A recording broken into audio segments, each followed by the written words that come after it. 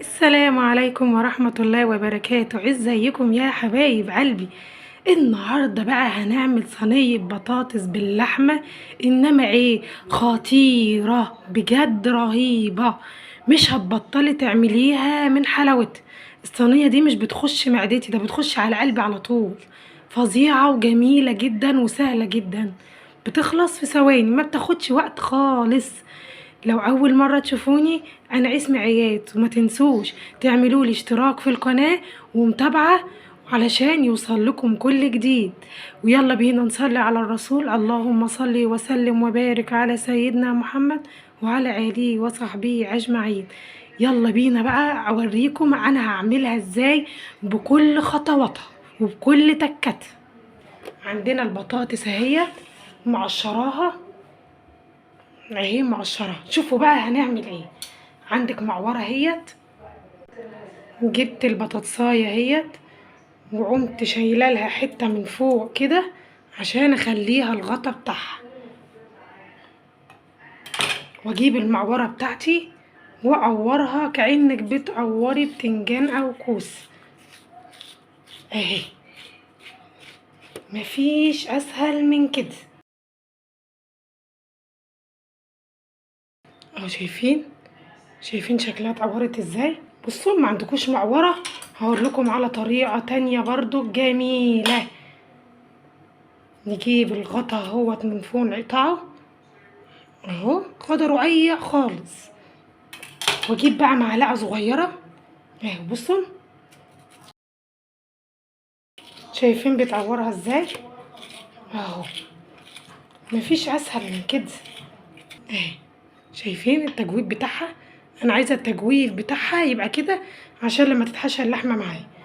والغطا بتاعي اللي انا قطعاه هحطه اهي عليه. شايفين شكلها؟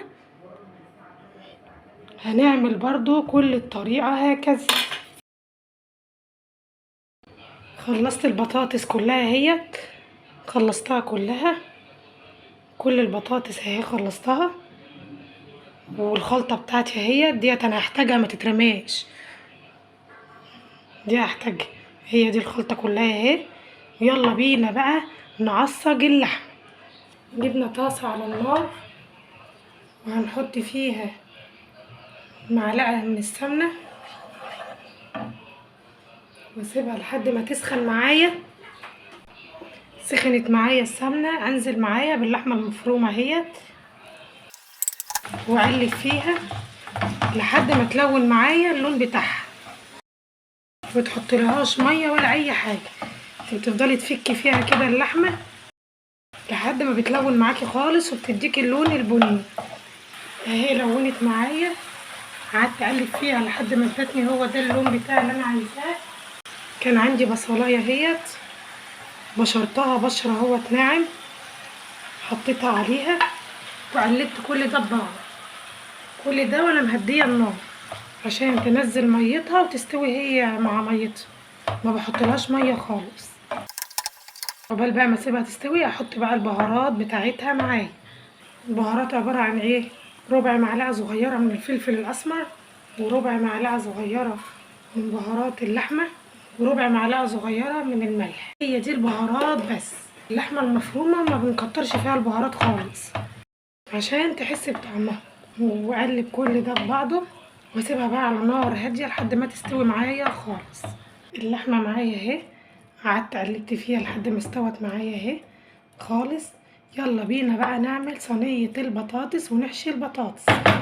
هنبتدي بقى في الصينيه بتاعتنا.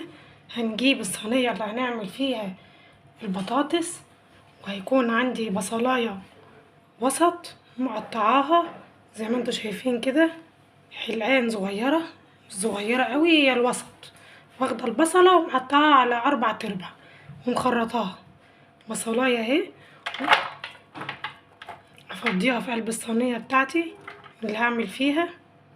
وهيكون معايا 3 طماطميات مقطعاهم سلطه كده، اركنهم دلوقتي على جنب. عقبال ما اخد البصله بتاعتي احط على البصله ربع معلقه من الملح، وربع معلقه من الفلفل الاسمر، ومرقه دجاج واحده بس وافركها عليهم ونطرة صغيرة قوي من السكر، مش كتير، هي نطرة بس صغيرة. وامسك بقى البصل ده اهمكه في ايدي كله لحد ما احس ان هو دبل معايا شويه. البصله اتهمكت معايا اهي، انزل عليها بالطماطم اللي انا مقطعاها صغيره، وبعد كده انزل بايه بالخلطه بتاعتي اللي انا كنت عاملاها، ومرغ بقى كل ده في بعضه. هتاكلوا الخلطه من قبل ما تاكلوا البطاطسايه اصلا والله. الخلطه بقى مع الرز بتبقى حكايه. احط بقى الميه بتاعتي اهي معايا، احط بقى الميه بتاعتي اللي هتستوى فيها. حطيت حبه ميه اهو يا دوب، وهحط كمان حبه زيت، واقلب بقى كل ده ببعضه، واحشي بقى البطاطس بتاعتي وارصصها في قلب الصينيه.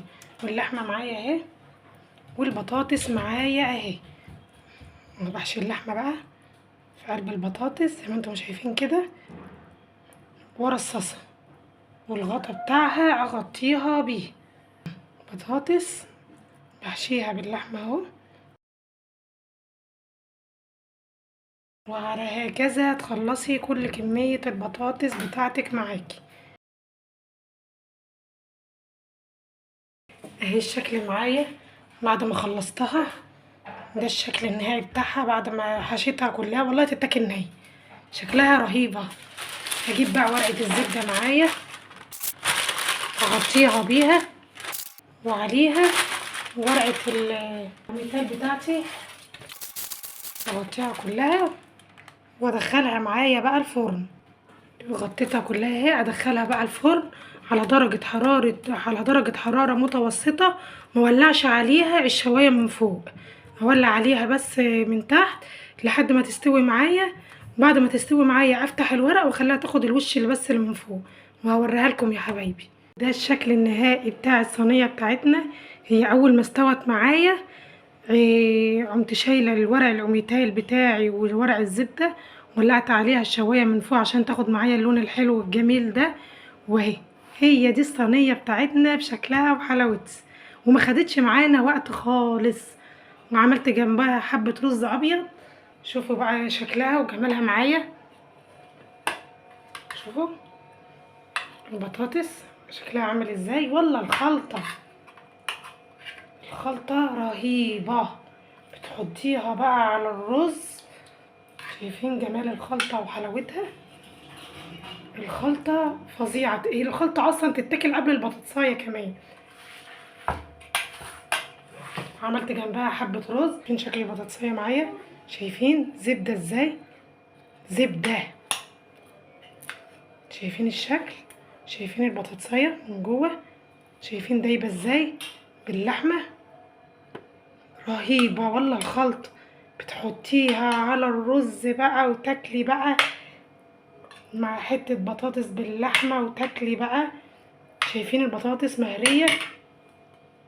شايفينه دايبه معايا ازاي؟ لو عجبكم الفيديو ما تنسوش تعملوا اشتراك في القناه بتاعتي، وتدوني لايك وشير عشان يوصل لكم كل جديد، وربنا يحسن ما بين ايديكم وتجربوها وتقولوا لي رايكم ايه فيها.